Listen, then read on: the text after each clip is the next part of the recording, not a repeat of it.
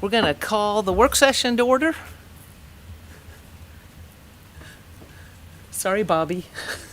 I'm going to be right there. It really works well, though.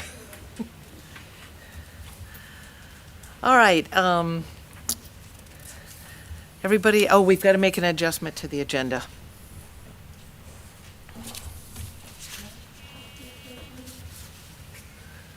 Do you need the agenda? Right by the front door. Can anyone grab, there we go. We're good. Okay, you get one.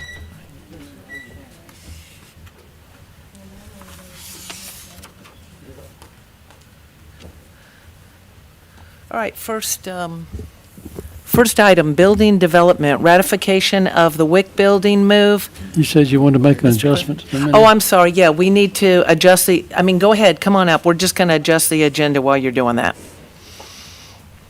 You're good. You're not one. It's the police tasers, that'll be removed. I believe it's tasers. No, lasers, right, for speeding, yeah, speed control lasers or whatever. Okay, we're going to be removing item D1. Any other changes? Okay, ratification of the WIC building move. Mr. Griffin. Yes, ma'am. Good afternoon. Yeah, it's on. Can you hear me? There, Check, that's check. a lot Sorry about better. that. I'll speak up a little bit, and I apologize. And kind of had some dental work done, so I'm a little slow today. This item is in reference to the WIC building and obtaining ratification approval for the city staff to have paid Benefield Mobile Home Movers to move the WIC building from Powell Park over back behind the police department and us right here to 75 West Church Street. There was a balance left over from the previous quote, so when we had stopped the project kind of midstream, we had asked the company to go ahead and invoice and bill us as if, the job would have been complete at that time. We didn't have much direction on where it was going to go until we found this plan. We made the plan, it worked, the building went together great. It's in a location right now and completely stable and anchored and secured. So they gave us a final invoice of $27,000. We had $8,000 left over, so the city owed them $19,000, and that's what we're seeking approval on the ratification for. Okay, my Any questions? recollection was that the Arbor Valley developer was going to pay for the relocation? No? There is, do you want me to speak on that? I see a yes and I see a no at the same time. Okay. Okay, so there is an MOU where Arbor Valley has made an agreement that they were going to fund a portion of that, what it would cost to move this building. And I say a portion because I believe there was an exact dollar amount, but I don't want to speak on that without looking at the MOU in front of me. Okay. Do we know who has that? It's on our main share. I can pull it up. Okay. It predated you, so that's why I can get that I information. almost said think Nick. the Mr. DDA Griffin may know and you don't. It was a MOA with the DDA, so I wasn't directly involved with that, but I have seen it, and they were talking about at that time moving it to a property an adjacent property, so it ended up getting moved quite a bit further than I think everyone anticipated. The number that's sticking out is around $30,000 is what they. Well, the but- $30,000 figure I think was for the park. So I don't recall seeing a figure for the WIC building, but I've Okay. asked the attorney that drew up that. She's pulling the entire closing package, so we'll get. Okay, I seem to remember that even more recently in these conversations about moving it to Powell Park, that they were supposed to cover that cost, and then, I understand there's additional cost because we went from Powell Park over there, but, I didn't know how, what the difference We may be able is. to recoup some of that cost. Right. I don't ever remember hearing that there was a possibility of moving it to an adjacent place because that seemed, to me, would be ideal to have had as close, but that predates y'all. It's not y'all's fault. It got moved twice. We don't want to do that kind of stuff in the future, because I can think of a good place to spend that money, and it might be on a mower that got axed from the general budget. You know what I mean? When you see extra money there, like, that we could go over and get that thing that got cut from the budget. So it sounds like at least where we've got it now will be a good location. It's going to stay exactly where it is, right? And then the rest of that, right back here, will be all parking.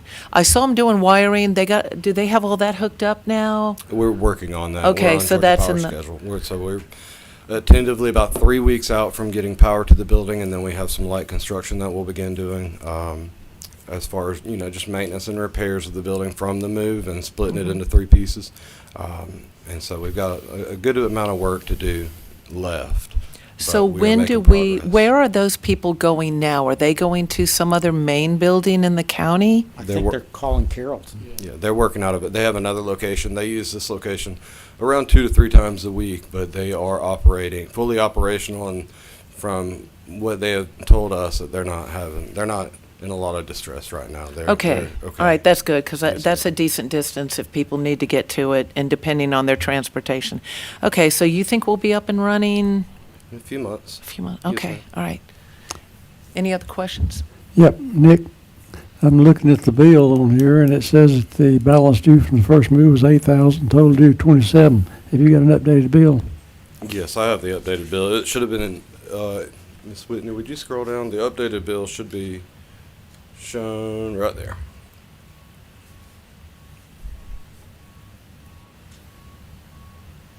It's the same one I'm looking at. Yes, It says that we owe 27.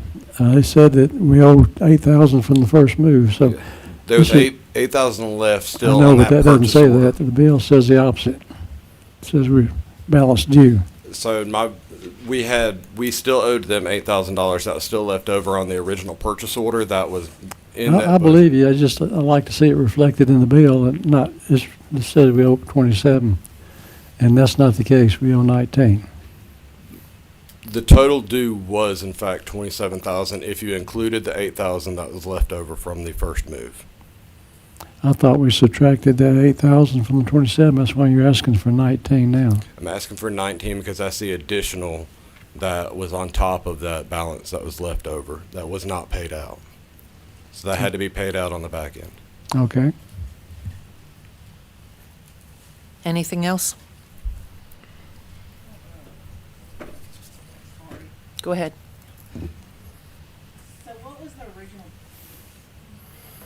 What was the original bill for? And I'm assuming this is the move from Cleghorn to Powell Park. That was the original bill. When we asked them to stop what you're doing was $30,000. That's what we paid out. Their original quote was $38,000. So we paid that $30,000. We still had an $8,000 balance. And then after the total, the second move, the total was $27,000. So we already had the $8,000 allocated in the original purchase order. And so I'm asking for ratification of 19. That is the difference between the first quote and the final invoice. Okay, that makes a little more sense. So if I'm understanding this correctly, the original quotes moved from Cleghorn to Powell Park was 38,000. Yes, ma'am. Correct. They only moved 30,000 worth before we told them to stop. Yes, ma'am. And then we paid that, and now the bill is 27,000, So but we're only asking for 19. we need 19 additional from the original quote. Okay, okay, I got it. We're amending the quote. Got it. Okay, thank you. Yes, ma'am. Okay, everybody good? Thank you, Mr. Griffin. Yes, ma'am. Oh, you get to stay? I do. Or is it Bobby? Okay, I see both names here. We're going to collaborate.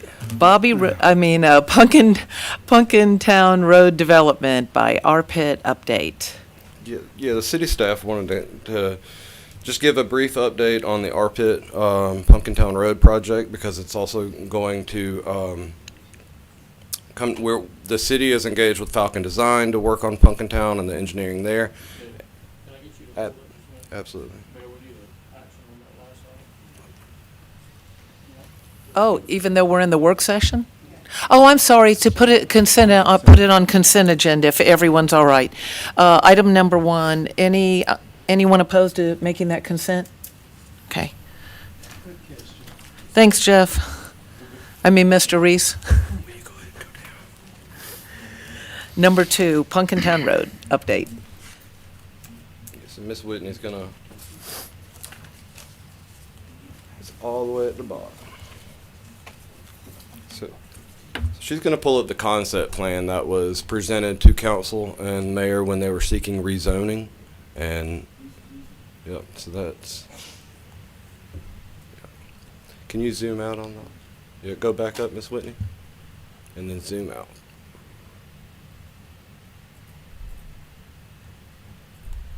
So there is a commercial component of this development and also a single-family attached residential component. RPIT has submitted their civil plans for the road work, and they are in current review. So they've also sent them to GSWCC for approval, and once they obtain that, the city staff, once we're all complete with their review, will be most likely issuing them a land disturbance permit here in the near future. And so- GSWCC, Yes, ma'am. Georgia Soil and Water Conservation Commission. thank you. And so it's just a brief update. The staff wanted to come and let you guys know what's coming, what's close to getting permitted.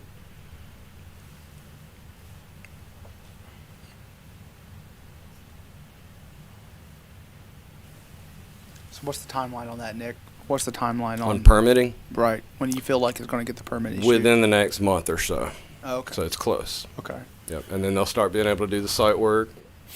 And they've got a lot of dirt to move.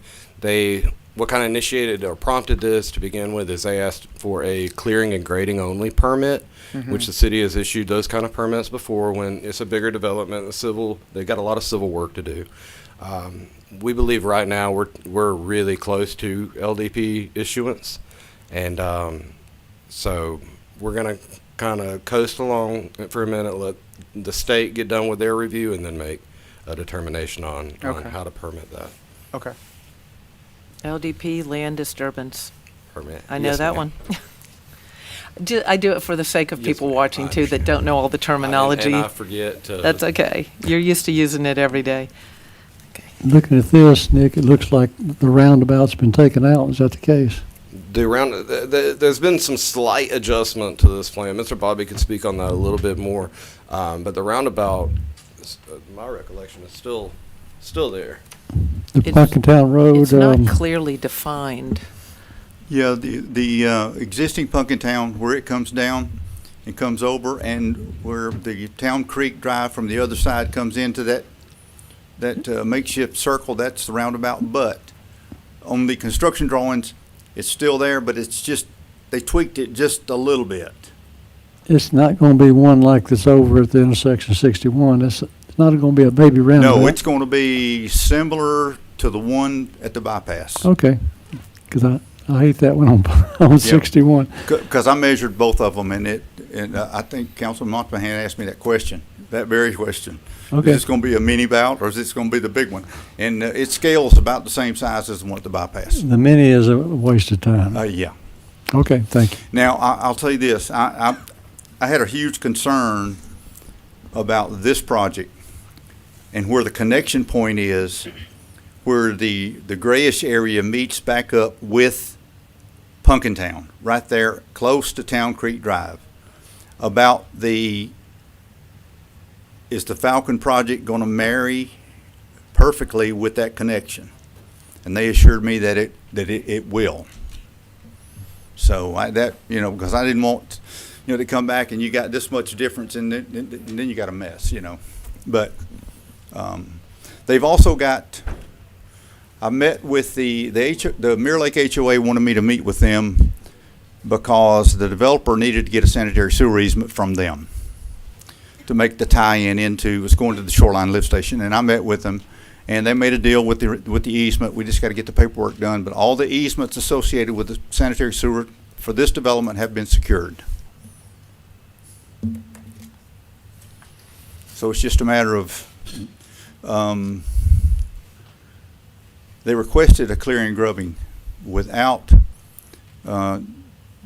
Georgia Soil and Water Conservation approval on the erosion sediment control. And if you see all the dotted lines running through all this thing, there's all kind of state waters on this site. And we said, no, not till we get approval from them, and then you can put your BMPs in place, and we don't want anything going in the state waters. So that's what they're on hold with right now. Best management practices. That's what BMPs are, sorry. Thank you. You know, it has to do with erosion sediment control, so. You ought to see how many they have in education, right? Everything's SLD or this or that, or IEP, or, so we all have them. I will say this about the mini one, though, Councilman Carter. That was a GDOT project to do that mini roundabout. It was called a quick response. The quick response took a couple years at least.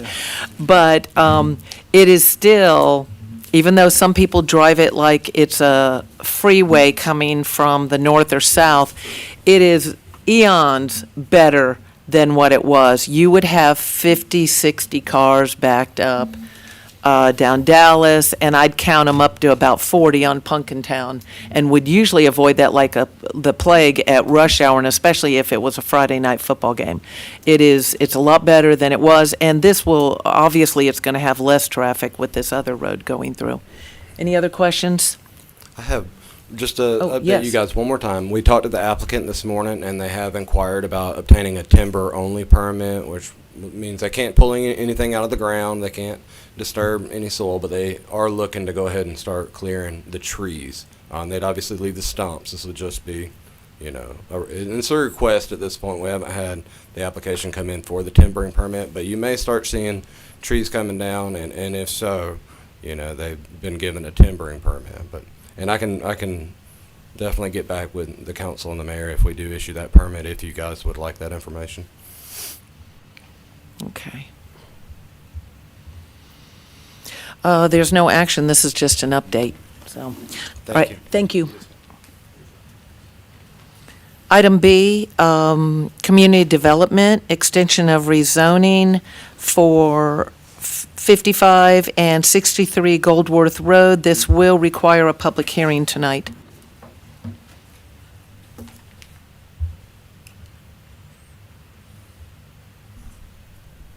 Good afternoon, Mayor and council members. Afternoon. I'll try not to use any acronyms. Thank you, Ms. Shabazz. We appreciate We got some of them down, just not all of them. Understood. Okay, so just obviously, I know you know the background of this project.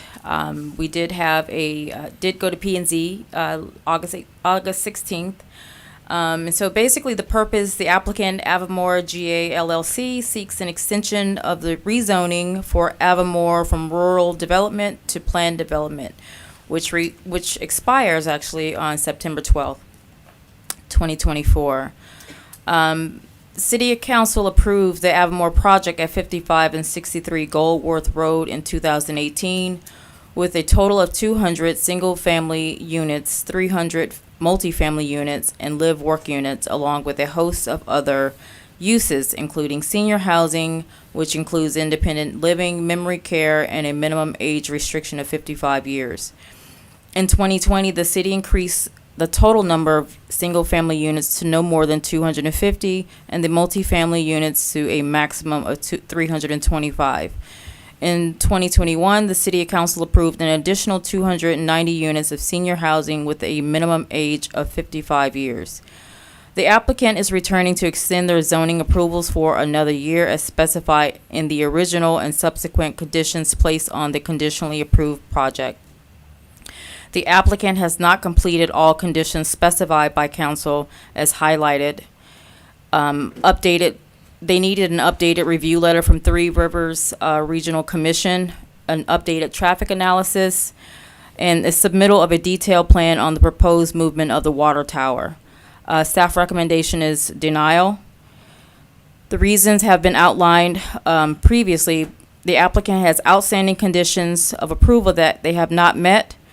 There has been so many changes within the project. The data center addition, that was taken away. And then just in terms of some of the conditions of approval that have been added or trying to be added, And so everything has been really convoluted. And so once we did go to Planning Commission and we outlined some of the changes, kind of the back and forth, and just how the project had kind of evolved, it just became patently clear that it had been quite muddied. I just wanted to mention also that Planning Commission recommend denial. So moving forward, staff recommends that this application be denied and that the applicant come back with a new application going forward with exactly what they want to develop. What was the vote from the Planning and Zoning Commission? I mean, I know it was denial, but specifically, 2, 3-0? it was 2 and 1 abstention. 2 to 1. 2 and 1 abstention, okay. We have 5 commissioners on that board? We had one that was absent. There was one that was absent. Her daughter was ill, and she let us know that she would not be in attendance. Okay.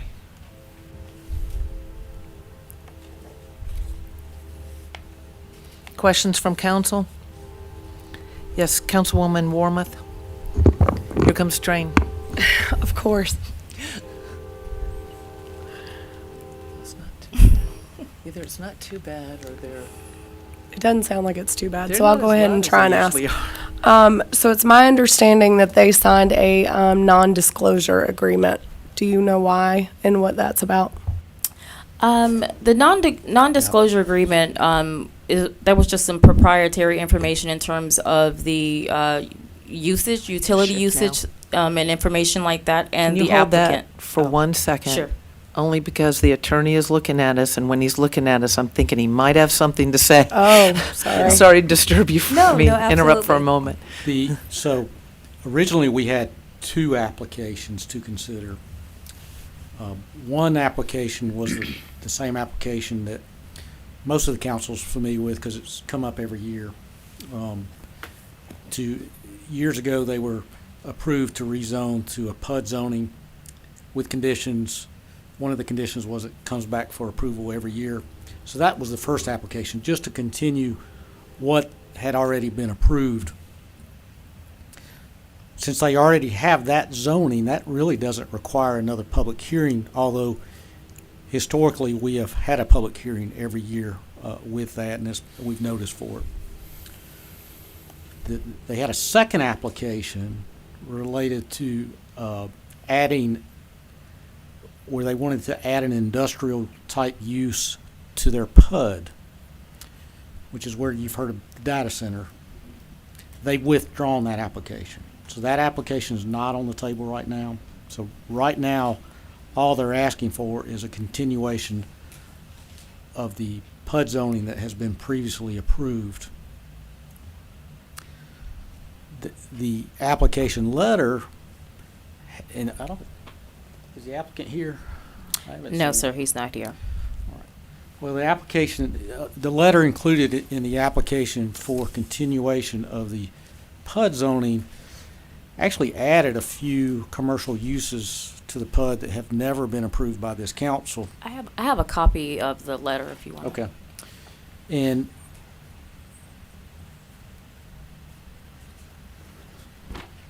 so this council has specifically excluded like drive-in restaurants. They've included restaurants in the PUD, but not drive-through type restaurants. So the proposed letter added drive-through to restaurants, added drive-through to a couple other uses, banks, I think laundromats.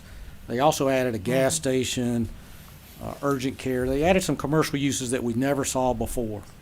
So I've confronted their lawyer about that. I think tonight, if they're here, they're not asking for those additional uses. They're just asking to continue with what they have. Over the years, there's been changes in the counts of units, multifamily units or single-family units. Those have fluctuated somewhat. In fact, last year they went down. I went back and watched both the work session and the council meeting, and there was really no explanation as to why it went down. It may have been something in the council package that I couldn't pull up, but there was no conversations about that during either of those meetings last year. So you know, they have been issued an LDP for phase 1 of the PUD, which is about 14 acres, maybe just slightly over 14, less than 15 acres, which is really the commercial part of the project. So that's kind of where we are at this point. It sounds like this project's all over the place. We have residential, we have commercial, we have industrial. I mean, what does this applicant want? The industrial is out, The though. PUD does contain, and has always contained, multiple uses. It's always had a commercial, retail, and residential components. Always had those. Okay, It has never had an industrial type use. So one of the original applications had 2 separate applications. So one of those applications was to add that type of an industrial use to the project. That is withdrawn. So they're not asking for that, at least today. at least today. But So- who knows next month? That's right. And you had mentioned that this past time they came before us asking for the residential numbers had been lowered, but it had actually increased from the time that they came to us before. Each time that number seems to fluctuate as well. I mean, before they come before council, they need to have it together and come to us with exactly what it is that they're wanting. I mean, they keep changing exactly what they're asking for. Yeah, It seems like they can't make up their mind. the last approval, I think, was 222 single-family units, 303 multifamily. I believe that was the last one. But it has changed. I think part of what plays into that is it started back in 2018. Right, And- and in 2023, I had 222 single-family units, and multifamily was 303 units for 2023. So that number increased as well from 2022.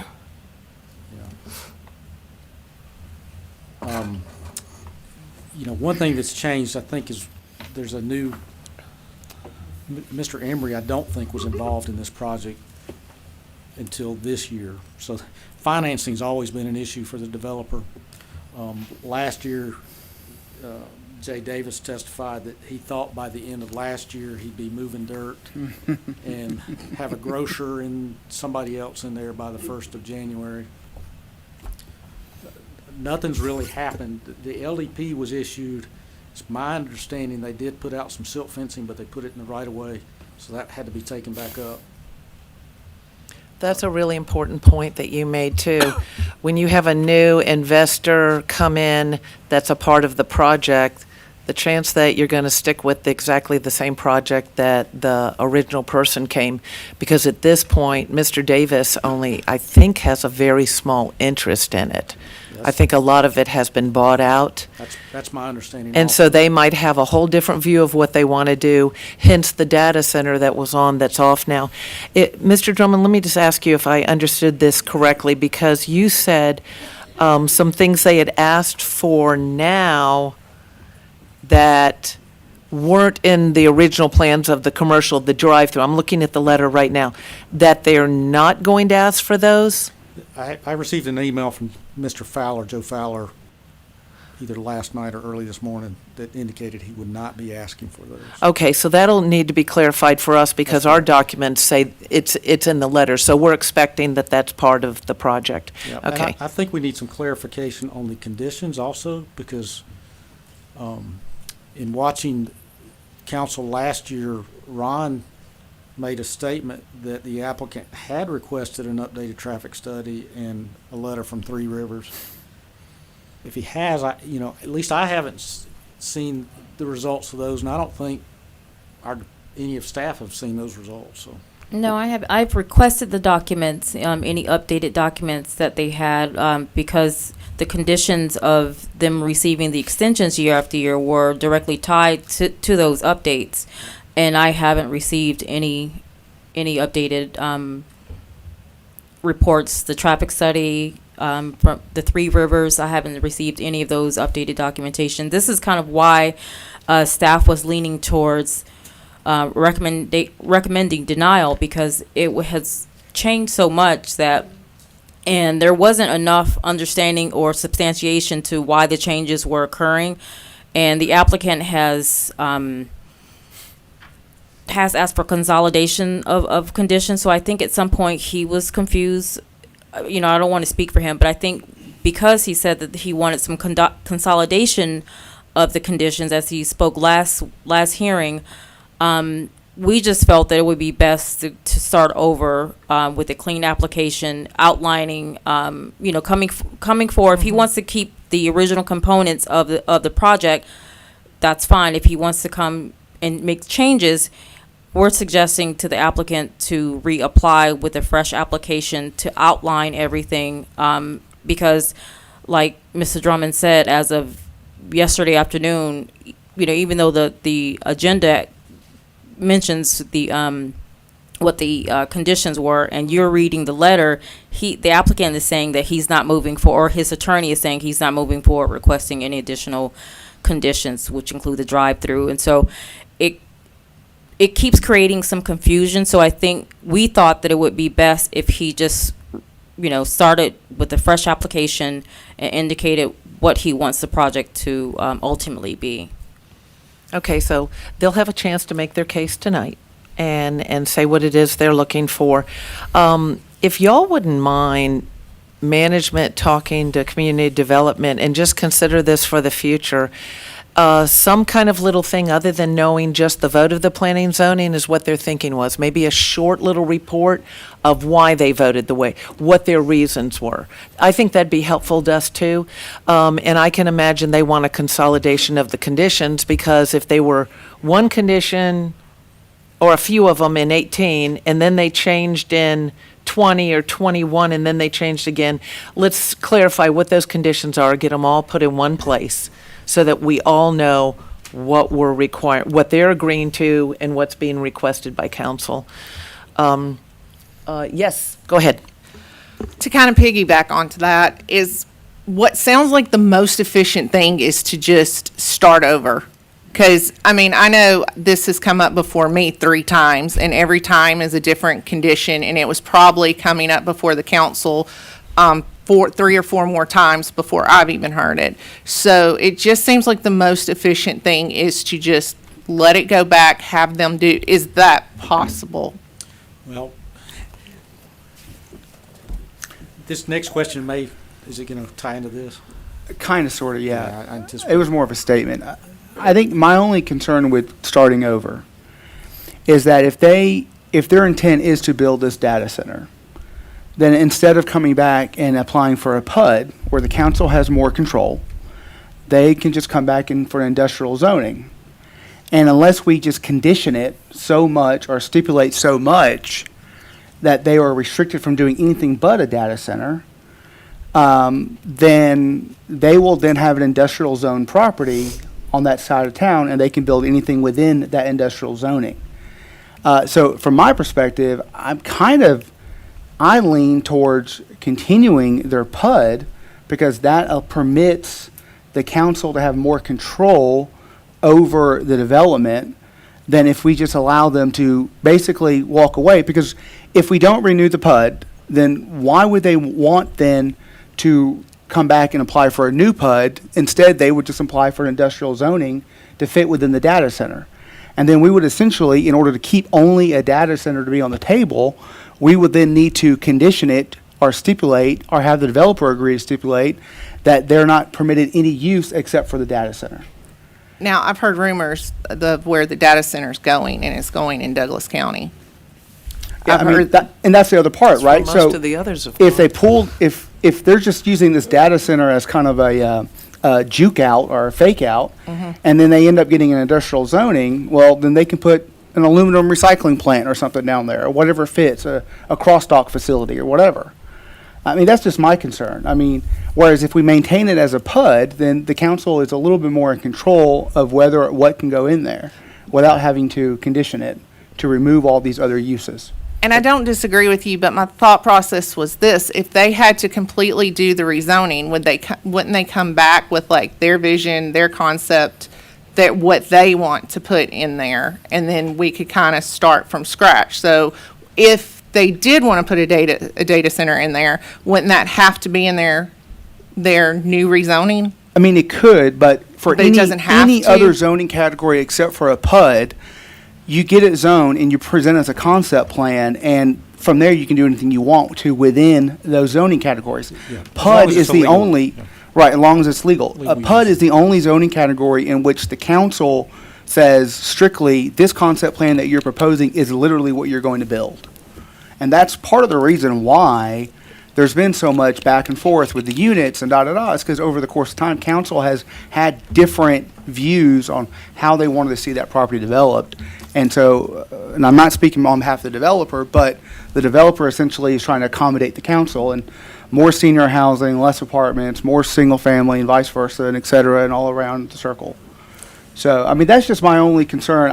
I'm not, this development is a mess Yeah. for many reasons, and I agree with that. But I'm just only afraid that we make a decision that actually gives us less control, and that's my concern. And, Mayor, to your point, as far as why this was denied from planning and zoning, I have had conversations with, members from planning and zoning, and the reason that this was denied was because of the lack of a plan that was brought forth to them. So perhaps if there was a detailed plan on what was going to occur with this property, then we could move forward with that. There is a planning book, but only those of y'all who have been on council for a while would probably remember seeing that, because it's been a while, I think, since that's been presented. But they keep going back and forth.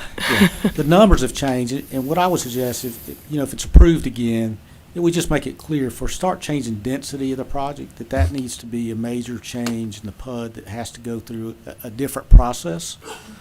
Because typically the renewal of the PUD would not go to planning and zoning. It just comes back to council for approval, because they've got their zoning. The zoning's been approved. It's just the extension of that zoning. Are we required to, if we extend it for a year, could we extend it for 3 months or 6 months or something? Is that, You guys put the conditions on it, so okay?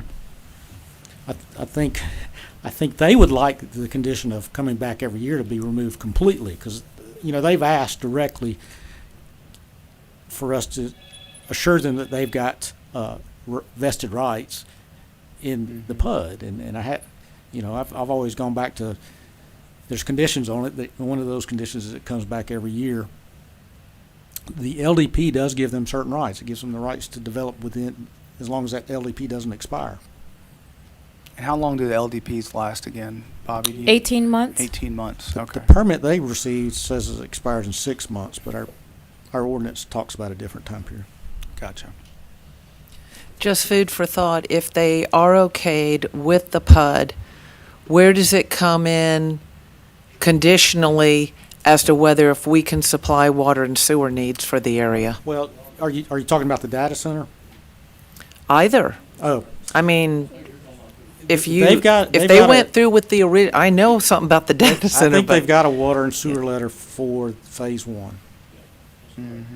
So we're phase one would be primarily the 14 commercial? acres. Yeah, that's right. Okay. Primarily. The data center is not part of anything that's being considered Right. tonight. I can tell you, talking to the EMCs and some other cities, it's unclear whether the same folks are fishing each city for a possible site for a data center, whether it's one company or if it's multiple companies, but there's people talking to lots of cities basically this distance from Atlanta. I mean, they need to be so many miles from Atlanta for it to work, but they need large acreage, so they're looking at about our distance from 40 mile range or so from Atlanta. There's all kind of problems with that. They've got to have lots of power and lots of water. So you know, the non-disclosure agreement would not prevent any questions in any public hearing. We can talk about anything. But if somebody came to us, even in any project and said, our company's looking to locate here, we can't disclose that because we're moving from this other city and all these people are gonna lose their jobs or whatever. So NDAs are fairly common, but as far as the impact on the city, we can talk about those things. Okay, so if it were approved to go ahead and allow them to keep the current permit, renew it, it's approved for the first phase, which is the commercial, but not automatically approved for the other phases? Well, Because water and sewer is an issue in Villa Rica. that's right. So- They've got to apply for all the permits. They have to come back with an LEP. They have to provide plans to planning and zoning that would have to be approved. So each phase is approved in and of itself. Okay, thank you. Now, one more thing though, is all we're considering tonight is the extension. I would anticipate, based on conversations with them, that we may see a different application for a complete rezoning at some point. And that would just be a different project. A modification to the PUD or a complete rezoning? I've heard both. Okay. Now, the last application was a modification of the PUD. That's been Right. withdrawn. Okay, any other questions? Because we will revisit this tonight, and the applicant will be here. At least, yes? I think so. We're expecting? Okay. Yes. Well, that was going to be one of my questions, was the applicant going to be here? And can you explain what these, because we've talked about them a couple times, and I will even fully admit, I don't even fully know what they are, but we talked about it with the R pit and now this. What are these water and sewer letters? What's a Most- little bit of detail with them? Bobby may jump up here, but most developers will ask the city for a water sewer capacity letter. So they're asking for assurances that we can provide their needs. Okay. And they'll usually need that for financing and other reasons. But once we issue that, we're pretty much guaranteeing we can provide those utilities. I was thinking, go ahead while I'm thinking. Yeah, I'm good. What kind of requirements do we put on these new developments for their needs for water and sewer? It depends on the project. I mean, some developers were requiring they contribute to new infrastructure. Okay. It kind of depends on the project, where the project's located. You know, if we don't have the capacity or we need a lift station, it's pretty common for us to enter a development agreement where they build and finance the lift station, and then we take it over once the project's complete. You know, I knew I was going to be up here a lot. I begged them last night to come today, so. The original PUD zoning for the Avamore project, the reason they only got approval with an LDP on phase one, because at the time, Mr. Barber was negotiating with Jay Davis on putting a new regional lift station in the back corner, southwest corner of the Avamore project to take a bunch of the load off the existing string of lift stations that we have on the east side of 61 that pumps up to Walmart. To turn that stuff, pump to the big regional station from there up South Van Wert, North Van Wert to the plant. That discussion has not continued. And I don't want to speak for John, but the conveyance system that we have down the creek that runs through Avamore, that phase one is all the conveyance capacity plus the lift station daisy chain pumping from one station to the other to Walmart is all it can handle unless some major improvements were done. But that was the plan, to build like a $3 or $4 million regional lift station to take a bunch of that stuff off and to take care of all of Avamore to pump it to the west plant. But those discussions have not continued. But anyway, water and sewer capacity. Usually when a developer gets his zoning or her zoning, they will ask the city for, do you have water and sewer capacity? Well, usually we say, how much capacity are you going to need flow-wise? And then once they submit that, then I get with John, we got with Mr. Barber, we figured out we could handle it or we couldn't handle it. And then I was the lucky one that got to issue the letters with my signature on it. But that's how it's done. And they buy in or however that works, correct? Yes. In other words, they don't owe us anything on the front end. They just want to know, can we handle their flows? And if we say yes, then we're pretty much giving them that vested right. So we just give them access. I guess I'm trying to understand how, like, the fees. I know there's like tap fees, Yeah, right? oh, yeah. All of water Well, that's sewer, what I'm all asking, the water sewer tap because- fees, they're glad to pay those. Right, because and that's what I'm asking, because I know that those are the fees that the city is going to benefit from for those coming into. Well, the question is, if we build this subdivision, do you have enough water to serve it? And do you have enough sewer capacity to treat the sewage flow that comes from it? And that's what you say, yes, we have capacity in both areas or whatever, or only in one area or the other area. But yeah, tap fees they're standard.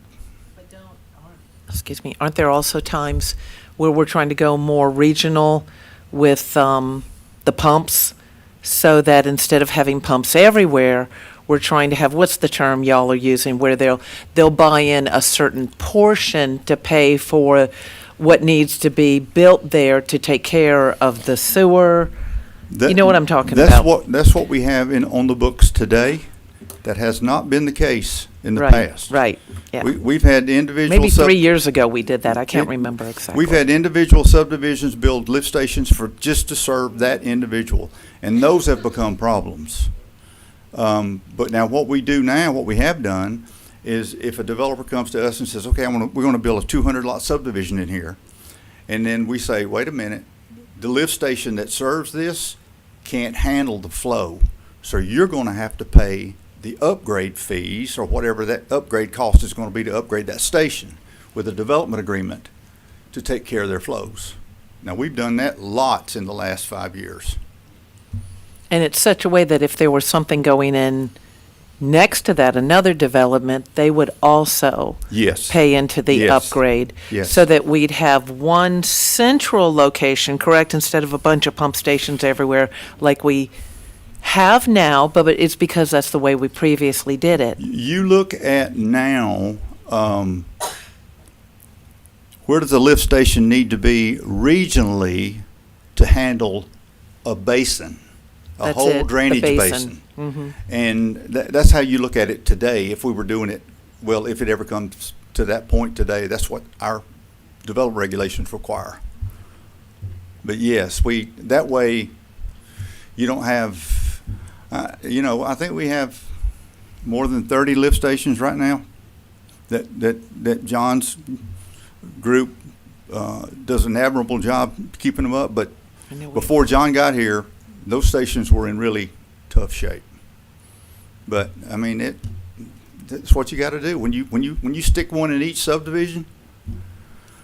Like You got to maintain them all. the east side of 61, starting from Ithaca Gin Elementary School, all the way, there's like 5 or 6 coming all the way up the hill to Walmart. And one pumps to the next, it pumps to the next, it pumps to the next.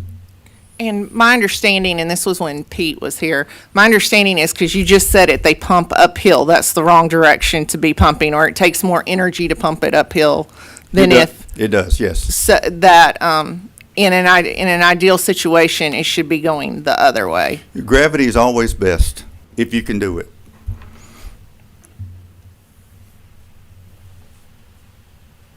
Right. Can we move on? Good. All right. C, Parks and Recreation, Fullerville Light